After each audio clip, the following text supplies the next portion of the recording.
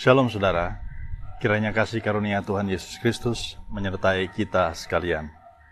Di edisi sebelumnya, kita belajar tentang pemberian yang luar biasa yang diberikan oleh jemaat yang ada di Makedonia untuk pelayanan dan juga untuk jemaat yang ada di Yerusalem.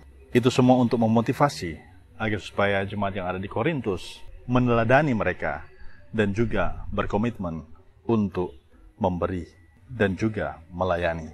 Di edisi hari ini, Renungan Harian Keluarga, hari Rabu tanggal 21 September 2022, kita akan belajar tentang menjadi kaya dalam pelayanan kasih. Sebelum kita membaca dan merenungkan firman Tuhan, marilah kita satu di dalam doa. Bapa di sorga, kami mengucap syukur padamu Tuhan, untuk segala berkat yang Kau anugerahkan dalam kehidupan kami. Kami berterima kasih untuk hari yang baru ini. Sebelum kami memulai aktivitas kami sepanjang hari ini, kami hendak membaca dan merenungkan firman Tuhan.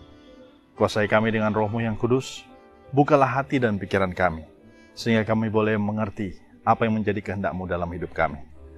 Terpuji nama-Mu Tuhan, di dalam nama Tuhan Yesus kami berdoa. Amin.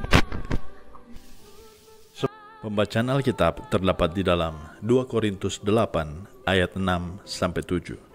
Sebab itu kami mendesak kepada Titus, supaya ia mengunjungi kamu dan menyelesaikan pelayanan kasih itu, sebagaimana ia telah memulainya. Maka sekarang, sama seperti kamu kaya dalam segala sesuatu, dalam iman, dalam perkataan, dalam pengetahuan, dalam kesungguhan untuk membantu, dan dalam kasih-Mu terhadap kami, demikianlah juga hendaknya kamu kaya dalam pelayanan kasih ini. Sampai di sana pembacaan Alkitab. Terpujilah Kristus. Keluarga Kristen yang dikasihi dan diberkati Tuhan Yesus, orang percaya dipanggil untuk menjadi kaya dalam memberi, dan itulah yang membuat orang percaya berbahagia. Hal ini ditegaskan Paulus ketika mengutip kata-kata Tuhan Yesus dalam Kisah Rasul 20 ayat 35. Adalah lebih berharga memberi daripada menerima.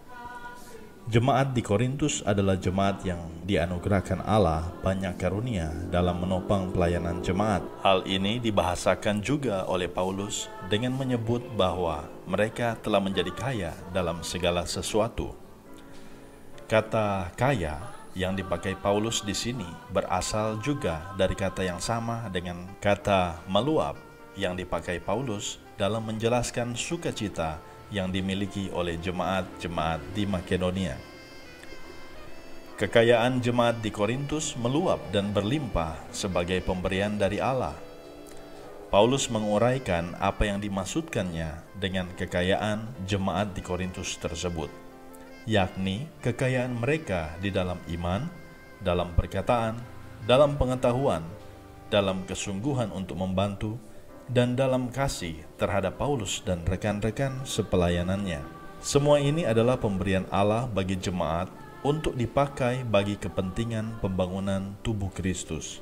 Dengan berterus terang, Paulus mendorong jemaat di Korintus untuk melengkapi kekayaan dalam segala sesuatu yang telah mereka miliki tersebut dengan menjadi kaya dalam pelayanan kasih.